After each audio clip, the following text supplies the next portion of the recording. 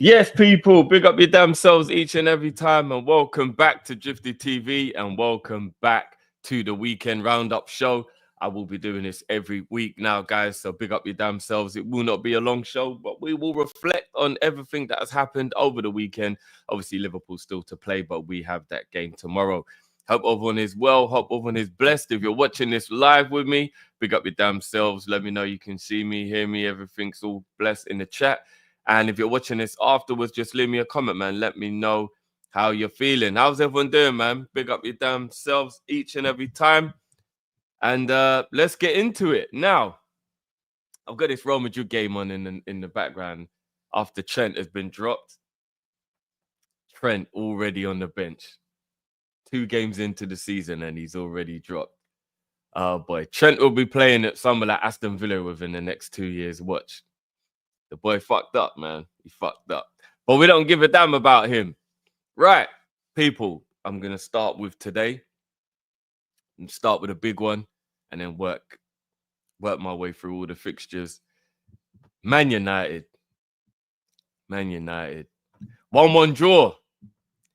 1-1 draw with Fulham today.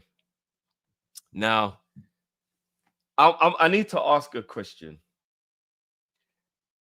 What do we actually do about this officiating?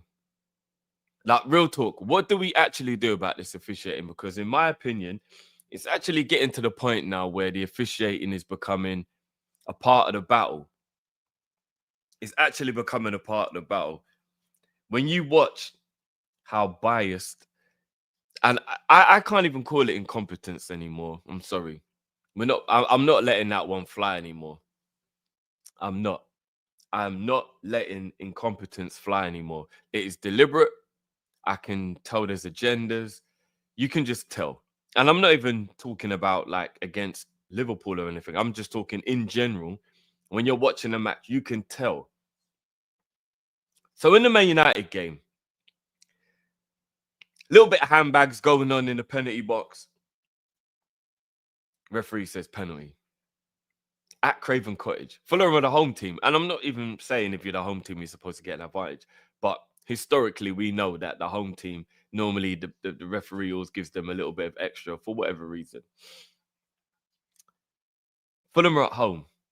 Little bit of handbags in the box. Penalty, you know. Penalty. After VAR as well, they go to review. Penalty. That wasn't a penalty. It just wasn't. But let's just go with it. Let's just go. It was a penalty.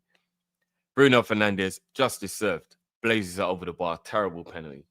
And he never misses penalties. Blazes it over the bar. Justice, right? Lenny Euro, in the second half, gives the biggest push in the back, yeah, you've ever seen. Yeah. And Bassey's a big ute as well. Like, he's a unit. Biggest push you've ever seen in the back. Completely takes him out of the picture. He would have been able to defend it. Completely takes him out of the picture. All the jamminess happens afterwards and the ball bundles into the back of the net. No review, no foul, goal given. No review, no foul, goal given. You think that little bit of handbags that went on in the first half was more of a penalty or more of a foul than Lenny Euro deliberate push in the back of a defender who's about to clear the ball and you literally push him out the way? I'm sorry. I'm sorry. The game is done. VAR and the referee were trying to help Man United. You can say whatever you want. You can call me salty. You can whatever you want. No, I am just pointing out pure simple facts. So I don't know why my camera's bugging. I am pointing out pure simple facts to let people understand that there is a clear agenda.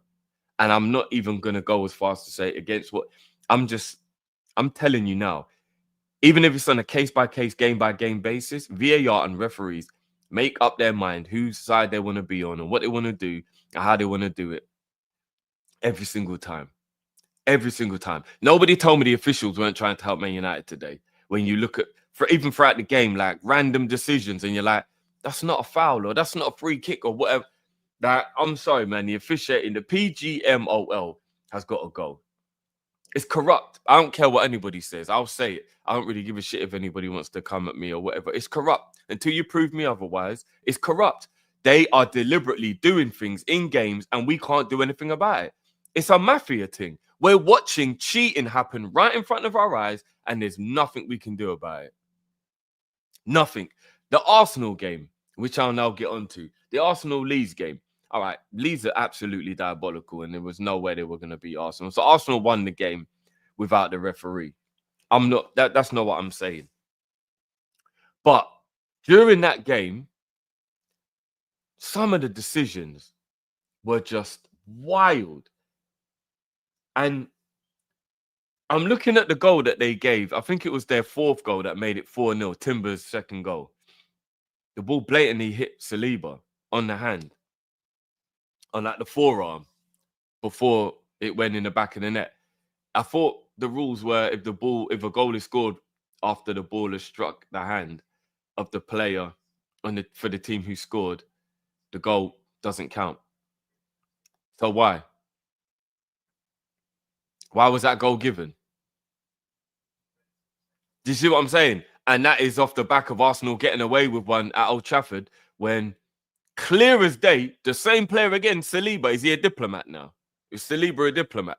Is he allowed to do what he wants now, yeah? Because he blatantly fouled Cunha, and that is 100% a penalty to Man United in the Man United game. How can we be in week 2 already and there's been this much poor officiating? Now, what the fuck? What is actually going on, man? Like, what is actually going on? Like, you know what I mean? Big up. Again, Aston Villa. Brentford's second goal chalked off. Like, how can we be in week 2 and we are already talking about the refereeing on this level? This is the highest level of club football, the Premier League. The Premier League is the highest level of club football. It happens week in, week out. It's the most watched league. It is the richest league with the most money, the most investment, everything. The Champions League is different. That's Europe. We're not going to count that. We're just talking about domestically. The Premier League is the biggest competition in the world domestically for club teams. And we have got the worst officiating in the whole world almost. So I don't know why my camera's bugging out. Why is my camera not focusing again? Sorry, guys. Still fucking about? Apologies. There you go. Like, I don't get it. I don't get it. I really don't get it. It's crazy. But you know what? Big up to Fulham. Back to the Man United game because they stuck at it. And Emil Smith-Rowe comes up with the equalizer. 1-1. Man United are in the mud where they belong. They shouldn't have been given their goal anyway. They shouldn't have been given their goal anyway. So yeah, man. 1-1. Man United, 1 point after 2 games. Man United are back to normal. Man United are back to normal. Man United looked a little bit impressive against Arsenal. But again, is that maybe because Arsenal aren't as good as people think they are? I've heard some people saying that they think that Arsenal's going to win the league. That Arsenal will... I mean, I even heard one crazy take. Arsenal are going to be invincible this season. All right. I've been told they're coming Anfield to batter us next week. That's what I've been told. Big up Arsenal, man. 5-0 win against Leeds, though. You can't mock it. 5-0 win. They did their thing. They won the game. But again, it was Leeds, though. Like, I'm not going to lie. Off the evidence I've seen of Leeds in the first few games, I don't think they've got enough firepower to stay in this league. You know what I mean? I don't. Yeah, do you know what? Prophet, you're right. Maybe it is just that whole Man United can get themselves up for the game when they play Arsenal. I think the main thing to come out of the Arsenal game would have probably been the 2 injuries, but apparently they're not too bad. After having a scan today, Odegaard's shoulder and Saka's hamstring are not as bad as first feared. And I never wish injuries on people, so like I'm actually glad that they're all right in that sense. You know what I mean? From a title rival's point of view, your rivals not having their better players playing is obviously beneficial, right? We can't hide that and we can't deny that. Yes, big up everyone who's still jumping in. That was always, man. Big up his damn self each and every time. Man, like John in the building. Big up yourself, G. Yeah, big up everyone who's jumping in. Smash that like button for me and the weighing people. Yeah, so I don't wish injury on anybody and whatnot. So obviously, from that point of view, good to hear they'll be back. I don't wish injuries on people. But that Arsenal were massively, massively worried at that point because it looked like it could have been a long one with Saka. It wasn't the right leg, which is a leg he had surgery on. It was a left leg. But I still don't even know if that's a good thing, because if you got a right leg that's already maybe possibly vulnerable, you don't want your other hamstring to be weak, because then you don't have any hamstrings you can rely on. So I guess it's still a tiny little bit of a worry for Saka. But, and again, will he miss the Liverpool game? It doesn't matter if Odegaard misses a Liverpool game. With all due respect, Odegaard's shit and they've just bought Eze. I don't think Odegaard matters at all. In fact, I actually think it's beneficial for Arsenal if Odegaard doesn't play. They can make as many excuses as they want leading up to the game. Oh, Odegaard isn't playing.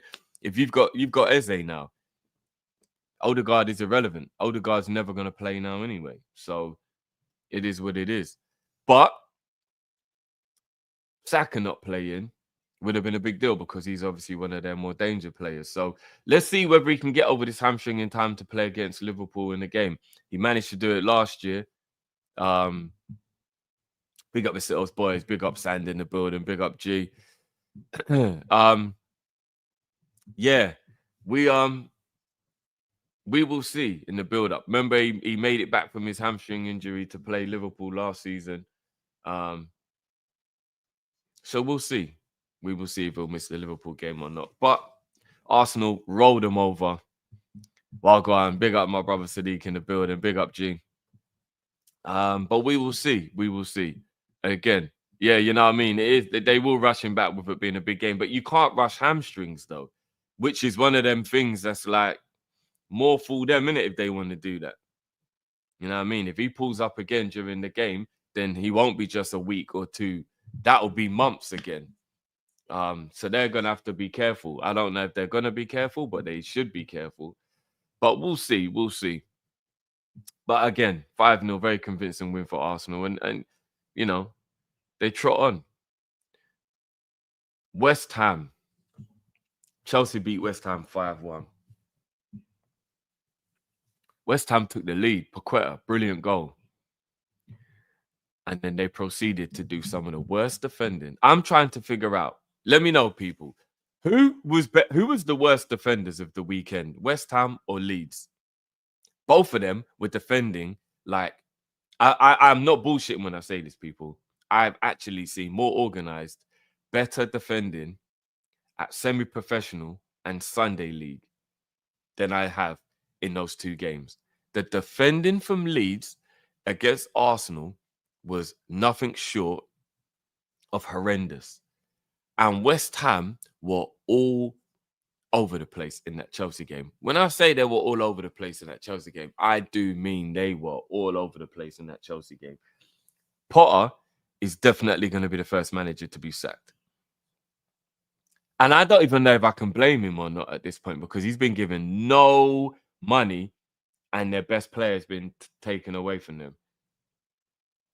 The recruitment at West Ham, everything about West Ham at the moment is just all over the place. And I said this before. I think West Ham are going down. I said this before a ball was even kicked. I'm not sure, because the other teams who just come up, they are really bad. Maybe Sunderland might be able to. I'm looking at it and I'm like, West Ham are going down. West Ham are going down. I mean, they might be able to turn it around and all that. But they're going down.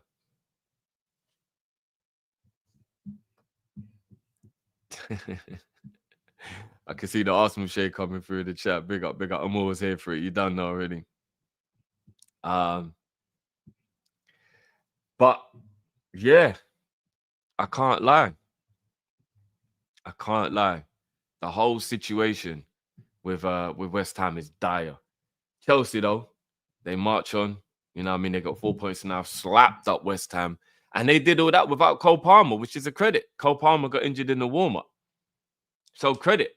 Absolute credit, man. Absolute credit to them. Do you know what I mean? For being able to win 5-1 away from home without their key man. I can't lie, that was a major blow to them just before kickoff. So I actually respect the fact that they got that win, man. I really do. Tottenham, Man City. Oh wow. Oh wow. Oh wow. The curse continues.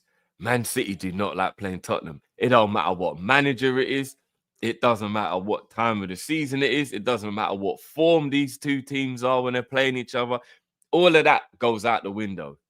All of that goes out the window when these two play. It's actually becoming a rivalry just based on the fact that Tottenham seem to be the only team who consistently can beat Man City. It's crazy. It's actually crazy.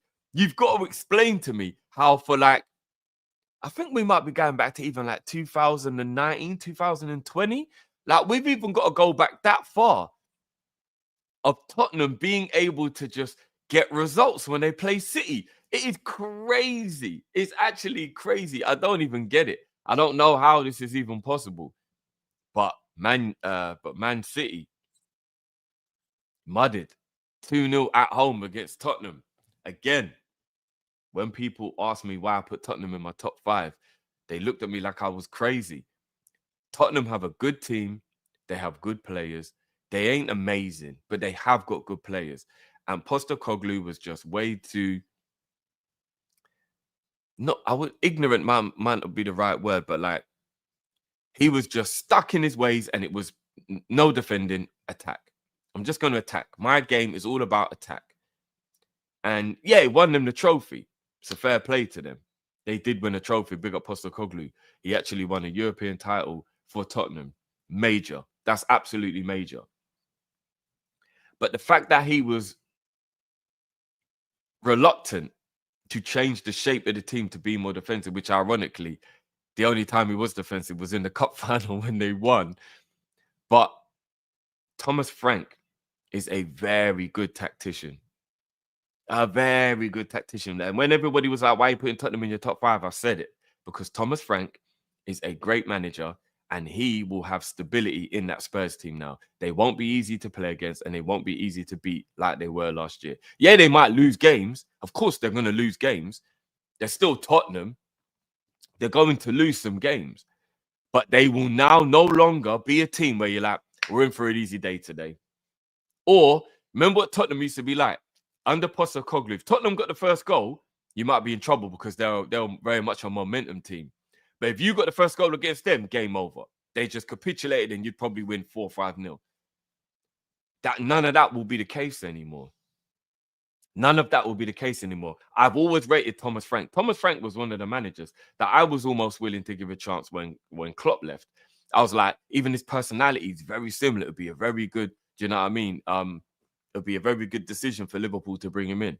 I rate Thomas Frank, and he's going to prove it. And I think he's going to do what Postecoglou did with Chelsea, with Tottenham. I think he's going to come into a team, and he's going to be the type of manager that doesn't get money, but is able to get the best out of players, and therefore he will make them competitive again, and he will have them back up there fighting and trying to win things. I'm not saying he's going to win things, but I think Tottenham will be a lot more competitive now in cup games, a lot more competitive in top 4 battles, top 5 battles now, because obviously top 5 goes Champions League. So for me personally, I think Tottenham are going to be a bit of a problem this season. And again, people already know, I'm not just saying this based off of what they did against City. I said this at the beginning of the season, but their first 2 games have been extremely impressive. A home battering of Burnley, and not a battering of City, but a comfortable win. City did have a couple of chances, but you know what I mean? Like Tottenham, man, Thomas Frank, that guy's good, man. That guy's good. And I think he might have found the perfect home to now prove that because Tottenham can go to that level. He doesn't need to leave Tottenham if he proves himself to go to another big team. He can just make Tottenham his team. He don't need to go Man U or anybody else to prove himself. He can just make Tottenham his team the way what is his name? The way Pochettino did. Pochettino left Southampton as a manager that everybody was and ahhing about. I thought he was a great manager at Southampton, by the way, but people are a bit and ahhing about him. And he went to Tottenham, and within 12 months, he established himself and he made that team his. And the main part of his whole managerial career and his name is built off of how much good he did with Tottenham. And I think Thomas Frank, even though people already know he's good and his level's higher than what Pochettino's was when he left Southampton, I think everybody knows that everybody will know, that Thomas Frank is a top manager after he's had a year or two at Tottenham. And he can make Tottenham his team again. All he's got to do is get used to Europe. He's never been in Europe. Once he gets used to Europe, so he can do well in the cup competitions as well, I think Tottenham will be fine. I think it was a great appointment. I really do. So big up Tottenham. And Man City, again, I'm not going to write them off just because they lost to the team they always lose to. But I still question whether Pep wants to be here. I'm still questioning Pep's motivation. I don't know if I'm completely off. I don't know if I'm looking too much into it. Man City they've done everything they can do with Pep. They have. They've won a treble. They've done the Centurions. They've done 4 in a row. They've done a domestic treble. It's actually insane what they've done. Pep Guardiola is just a fucking genius. Whichever way you want to look at it, the man is a genius. And they've done everything. What more is his motivation after 9 years? If he'd only been at Man City for like 3 or 4 years, you could be like, oh yeah, he's done all that in his 4 years, but he's still here. Like, 9 years, the intensity with which he manages that, 9 years is a long time. It's twice as long as he's been at any other club. He was at Barcelona for 5. He was at Bayern Munich for 3. And now this is his 10th season. So he's been at City twice as long as he's been at any other club. He is not that type of manager from what history shows us. I don't know, man. I think he's ran out of steam. I don't think his heart's in it. And he's a winner. So he's never going to give up and he's always going to keep going. And he's the greatest manager of all time, in my opinion. So, like, he is still him. But when you lose your motivation and your little bit of a spark and you need a move and a change for something different, how do you remotivate yourself to go again? I don't know. I really don't know. And I think the main issue, because big up the chat, I can see a few people that are like agreeing with me, and I can see a few people like big up Semi. Like, I get what you're saying. Like people are thinking, is he on the decline and whatnot? Do you know what I think it is? Big up John. I personally think not only is it that his heart ain't in it no more, but I think that he stayed to do City a favor because he does have love for them, and obviously being paid handsomely helps. But the other thing for me personally, why I think that he's having issues now, is the way Pep wants to play. His system is a unique, extremely sensational system when it works. And when it doesn't work, it can go completely left, which is what's crazy about it. But what makes the way he wants to play unique is it takes a very special level of player to play it. And because he's at top clubs, he's used to having the players that can do that. When he was at Bayern, when he was at Barca, and now in his, the beginning of his City career, he had world-class elite ballers at the club, the Kevin De Bruyne's, the David Silvas, the Messis, the Xavis, you know what I mean? Like, he's at the clubs he's been at, he's had those elite level ballers that were able to do exactly what he needed to do. And I'm looking around the world now, and I don't know how many players are available left in the world that are of the level for Guardiola to be able to go and acquire those players and then carry out his tactics and his system and his philosophy the way he wants to at 100%. And I'm looking at it now, And that is probably the main reason why I think he's struggling. So I still believe he's losing motivation and he needs a new challenge. I still believe that. But I'm also looking at it and I'm thinking, where is he going to go and get that young Bernardo Silva? Because Bernardo Silva's been cruising for the last couple of years. He's been nicking a living. But that Bernardo Silva, when in Pep's early years, was a great player. World class in a lot of people's opinion. Kevin De Bruyne, one of the best to ever do it. Pulling strings. Do you know what I'm saying? Rodri, before the injury, absolute sensation. And I'm looking at it now and I'm like, and I remember this, I didn't even mention the fact that he had Sane in his peak. He had Sterling in his peak. He had Mahrez in his peak. You know what I mean? Like ballers. And I'm looking at it now and I'm like, who in the world can go and do what Kevin, what Mahrez, what these players were doing for him? Even young Gundogan, baller, world-class player. How do you replace those type? Now, I think Reinders can replace Gundogan. Reinders as a baller. But that will be predicated on Rodri coming back and being himself. We have no idea what Rodri we're going to get. We have absolutely no idea what Rodri we're going to get because this ACL injury obviously is a big deal. And we have no idea what Rodri we're going to get. And I think midfield might be the hardest place on the field to recover from an ACL because it's just constant lateral movement. So we don't know what the season's going to be like for Rodri. And I'm looking at everybody else in that team and I'm like, I don't think he's got players that are of the quality to be able to do what he needs them to do. And that is making him look bad as well. But I don't know who in the world there is. Do you get what I mean? Because all the players that can play the way he wants to play are unattainable. They will be your Mbappe's, your Vinny Juniors. You know what I mean? Your players who play for other clubs that they're not able to acquire. How is he going to go and get those players? So, I don't know, man. I don't know. Yeah, Verts. Man City not getting Verts is probably pivotal to the rebuild of what Pep wants to do because that was a player who had the quality to be able to come in and to be able to play how Pep wants. Losing out on him could actually be way more detrimental to their season than what we realized. We were just like, we got him. But take the banter aside, take the rivalry aside, Shirky isn't going to be able to do what Verts does because Shirky isn't mobile enough to do what Verts does. Shirky is an absolute technician and on the ball, he's a sensation. But off the ball, his work is diabolical. And I remember me and Jamie, big up Jamie, we were doing our conversation and breaking down these little things before the season even ended when we were looking at things and we didn't even know who was getting who yet. And Shirky ran only a third. No, actually, it might have been Ram. It might have been Ram. Big up my brother Ram as well. It was either Ram or Jamie. I think it might have been Ram now, actually, thinking about it. It's just I do so many shows with Jamie. We cover so many topics.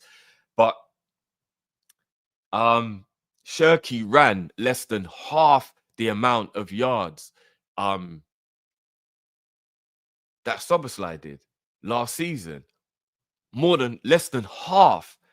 Now, again, Szoboszlai might be a bad comparison because he's an absolute workhorse. But they play in very similar positions in the pitch, and that's why we were making a comparison. If you've ran less than half the amount of somebody else who plays in the same position as you, it shows how low your work rate is. And Pep would always want a player to have that work rate like Szoboszlai. And he's now got Shirky with this low work rate, and it ain't going to work. It ain't going to work. So when he's on the ball, he's going to have special moments. Look, he scored in his debut. He's going to come up with some absolute special moments. And there's going to be times during the season when we're going to look back and we're just going to be like, oh my days, Shirky, the talent. He's going to have those moments, unquestionably, because he's a good player. But consistently over the season, I have a feeling he may frustrate more than he delights. I have a feeling. I really do. Hindsight will let us know. You know what I mean? Once we get through it. But, yeah, man, I don't know. I really don't know what's going on with City. But, you know, after 10 games, we'll have a better idea. City's got a very difficult run as well. If I'm not mistaken, City have got like Arsenal, Man United, Brighton, they've got like a difficult next couple of games. It could be sticky icky for Man City. It could be. It really could be. At the beginning of the season, if I'm not mistaken, I put City in third or fourth. I can't remember. I'm gonna have to go back and look at the prediction. I put City in third or fourth.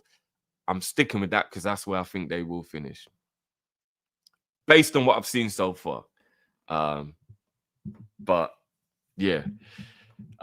Couple questions quickly. Big up regular scouts. Drift, what's your honest opinion on Gyökeres? I think he knows where the back of the net is, which is all Arsenal wanted. So I'm not gonna be shady about the fact that I think he knows where the back of the net is. But he's a very clumsy, non-technical footballer.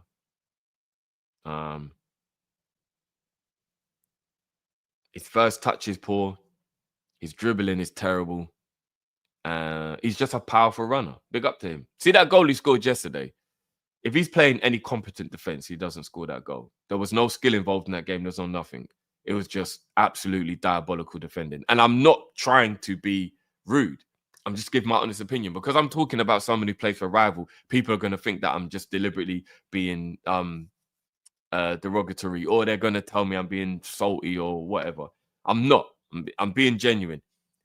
Because you lot know already, Eze's my guy. I'm pissed Arsenal got Eze. I wanted Eze. And again, whatever the reverse judges that Cal put on me, I'm not telling anybody any players I like anymore. In fact, I'm not even going to like players anymore because it's going to end up they're at a rival. So whatever the fuck's going on with this judge, it needs to stop.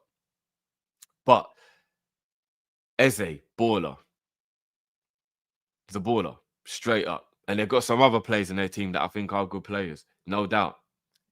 But I think Zubimendi is going to struggle with the physicality of the Premier League. And I think Gyökeres is just a basic forward who knows where the net is.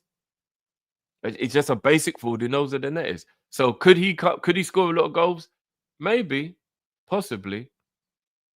But in those big moments when Arsenal win in big games, that'll be when it's quite telling. Let's see if he's up for those moments. You know, like when they had Real Madrid in the Champions League last season, will Gyökeres be the one who can come up and get the goals and do well in those type of games? Will we be at but they're playing Man City in a couple of weeks, right? Will Gyökeres, and I don't just mean getting tap-ins either. Do you get what I mean? Like, I don't just mean like, he gets on the end of a tap-in and they're all like, Gyökeres, Glockner, and all that bullshit. I'm not talking about any of that crap. I'm talking about like the performance is a good performance and he's actually bullying up defenders and he's involved in the game. I'm talking about that type of good performance. I don't know if we'll ever get that from Gyökeres. He probably just gets some tap-ins, score goals, and then Arsenal fans will just glaze him. But we'll see. We'll see. But I think he's clumsy. I really do. I think his dribbling's terrible. I just think he's a clumsy footballer. He looks heavy. I don't know. Tell me the difference between Gyökeres and Núñez. Apart from the fact that Gyökeres scored more goals because he was there longer, but I don't know. It is what it is. Big up Emmanuel as well. Says one of the realest Liverpool fans I've ever seen. Keep it up, Drift. I appreciate that, my bro. Big up yourself, Emmanuel, man. That's love. I always appreciate you guys with your kind words and your support. I know it sounds a bit cheesy, but I will never ever forget that you guys make us who we are. Never.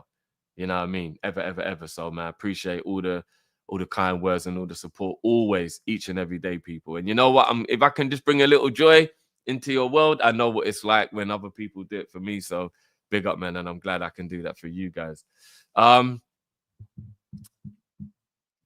Finishing up, rounding up. Bournemouth beat Wolves 1-0. Good win for Bournemouth. Get them back on track. Wolves are in trouble, people. Wolves are in trouble. Burnley, very surprising win over Sunderland. I still think Sunderland are the team out of the three that came up that are most likely to stay up. But Burnley doing their thing, man. Big up to Burnley. 2-0 win. Off to a good one. Brentford, 1-0 win over Aston Villa, as we spoke about before with like the decisions and stuff. Again, very Aston Villa. Yo, Aston Villa, man. And these rumors today as well coming out about Ramsey. that there is a possibility that Tottenham might make a bid in the last week of the window. And Ramsey didn't exactly say, like, I want to go, but he was also like, let's see what happens. He's only been there a year and he's already thinking about leaving. Crazy. He'll be a great acquisition for Tottenham as well. Great acquisition. And yeah, man, I'm very, very intrigued. I'm never gonna lie. Abdi. Pedro. Look, I don't do the I told you so's and all that, yeah. Sorry, Roger. Did I say Ramsey? Roger, sorry, Roger, sorry, my bad. It doesn't help that they're both mixed race as well, because it means that I just keep on getting them, you know what I mean? Yeah, so Rogers, sorry, Rogers. See Pedro.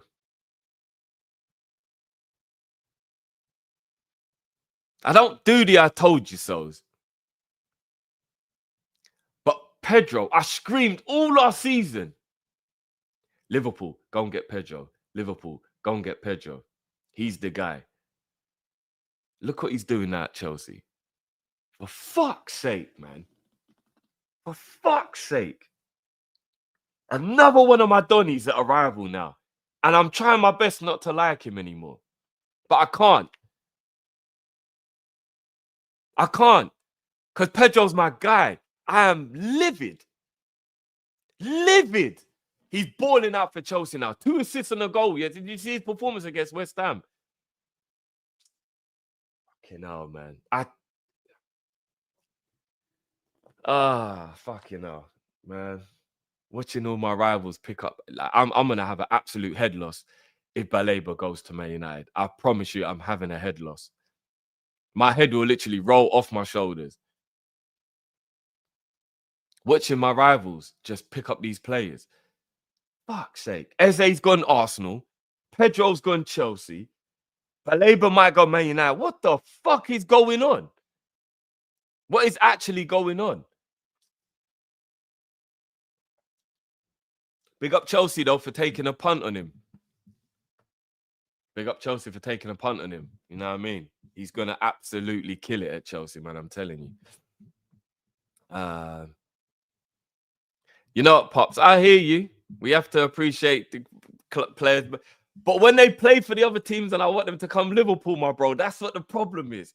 And then they get stolen. And yes, I don't care if they weren't Liverpool players. Chelsea stole Pedro. Arsenal stole Eze. All these ballers that I wanted at Liverpool. And then they go to the rivals. It ain't on. It ain't on. And I don't want to enjoy watching Pedro play football anymore because it means that Chelsea are winning. I don't want to enjoy Eze playing football anymore because it means Arsenal are winning. And I need our rivals to not win because I want Liverpool to win the league. But ballers are ballers. And Eze and Pedro, whether they play for the enemy or not, are ballers. There's no other way around it. So it is what it is, man. It is what it is. Yeah, do you know what? Those Elise rumors, they do seem to be picking up. I don't know if Liverpool are gonna get that done, but we will see. We will see. What other games left? Everton getting their first home win in their new stadium against Brighton. That was big. Grealish with 2 assists. Big up Grealish. He said that he felt like after he had that conversation with David Moyes and he was shown around and stuff, he just felt like it was the place for him. Fair play to him. Everton historically are a big club. They might be mudded right, currently, just coming off the back of a relegation battle and all that. But historically, they're a big club. Could the new stadium give them that new lease of life? Could it bring them back? Who knows, man? Big win over Brighton. No, Brighton and no mugs. Matoma hit the crossbar as well when it was still 0-0. So you never know. You never know what kind of season Everton could have. We'll keep an eye on this one. They lost to Leeds in the opening game. Dubious penalty. But then they're going to beat Brighton at home. I think they're going to have a topsy-turvy up and down season. We will see.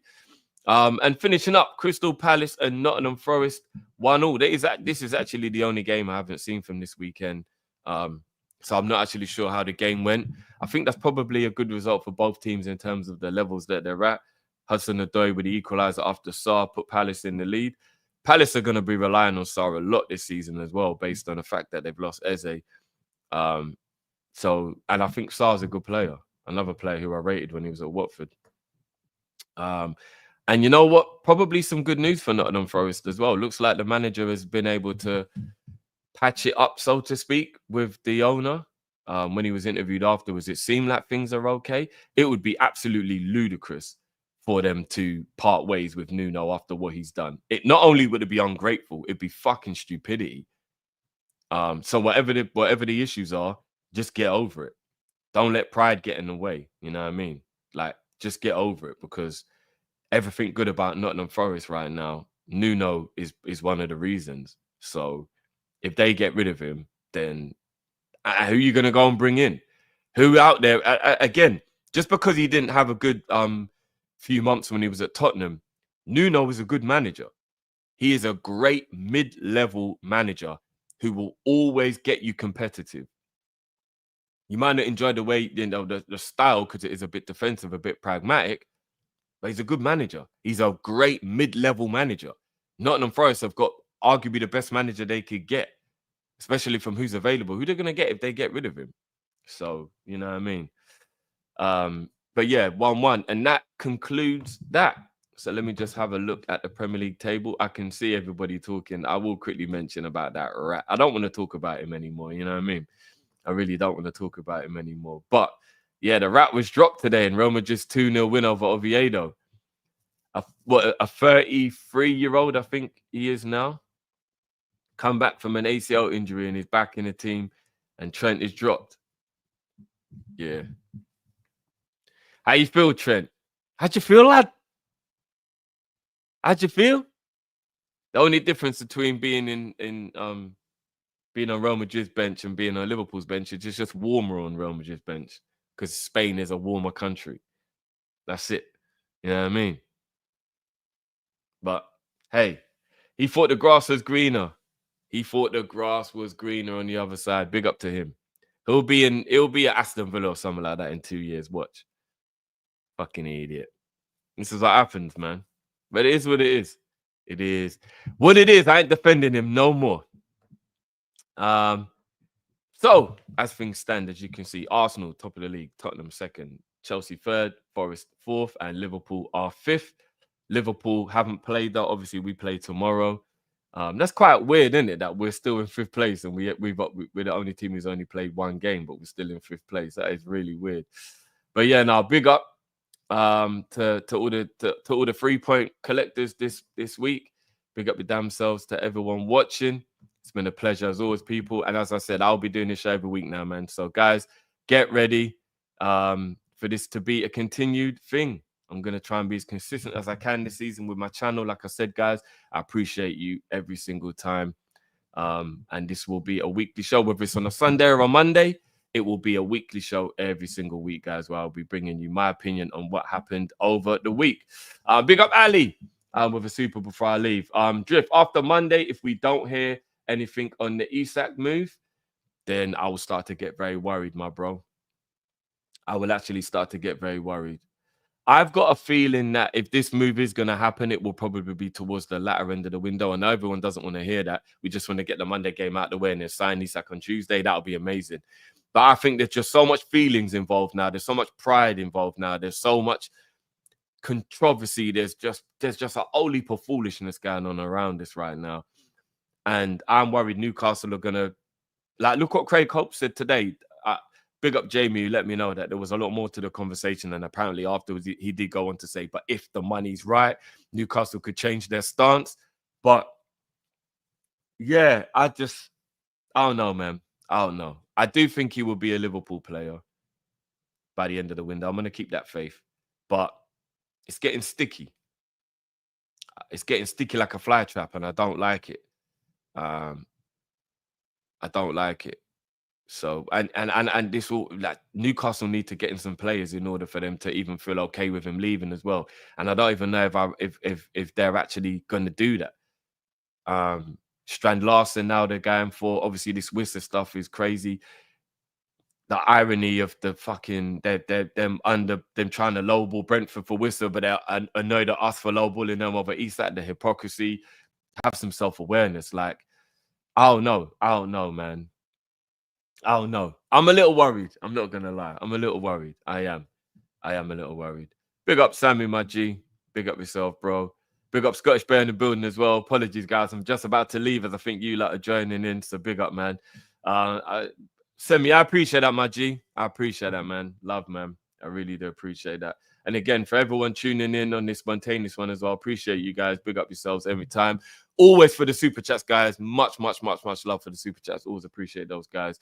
And I will also be opening up at some point in the near future my members section on this channel as well, guys. And then let me know, what would you like, what would you guys want me to talk about, what would you want the discussion to be like for the members as well? Let me know, guys, because when I do that, when I open up the members section as well, guys, I'll be, you know, because obviously this is non-Liverpool centric, this is where I talk about everything, obviously within reason, nothing disrespectful or anything inappropriate, but in the members part, you know, we can talk about anything that you guys want to talk about. We can do shows on anything you lot want to talk about. I'm also this season as well going to bring in the show I've been telling you guys, my show that I'm inventing called Top 10. And basically all the topics that we talk about, from silly things like biscuits and snacks and food, right up to movies, anything like that, we'll be going through it. I'll have a panel, maybe sometimes on my own, but mainly a panel, and we will discuss what we think the top 10 of whatever that is. Top 10 comedies, top 10 action movies, top 10 snacks, top 10, you know what I mean? It'd just be a fun, nice little, you know, party type of show that I want to bring to my channel that I'll be implementing this season as well. So yeah, man, some good things, man. So big up your damn selves every time, people. Love as always. Oh, gaming's going to be coming back as well, guys. At some point, I'm going to be bringing the gaming.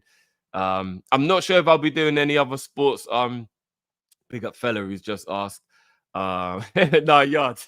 We're not rating the gal then, bro. I ain't getting cancelled, my bro. If there's one thing we're not doing, is we're not gonna sit here and do something where everyone's gonna be like, you lot are misogynist. Nah, we ain't doing that, my bro. We ain't doing that. The Man of Culture stream, yeah. It'll be fun if we still lived in a world where everyone could be light-hearted and take a joke, then we could do that. But no, we don't. We live in a world where people don't even use the word misogynistic right anymore, you know what I mean? So yeah, I won't be doing that, my broski. I will not be doing that, you know what I'm saying? But we will be doing Shaggy, don't give me joy. Oh man. But no, we'll be gaming, top 10, as I said. Look forward to that, man. I'm looking forward to that show because I think that show will be joke. Top 10. And again, that will be open to any topic, you know what I mean? We just call it top 10. GTA 6, guys, can't wait for that.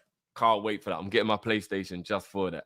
But yeah, so the channel's going to be up and lifted. Slow burner.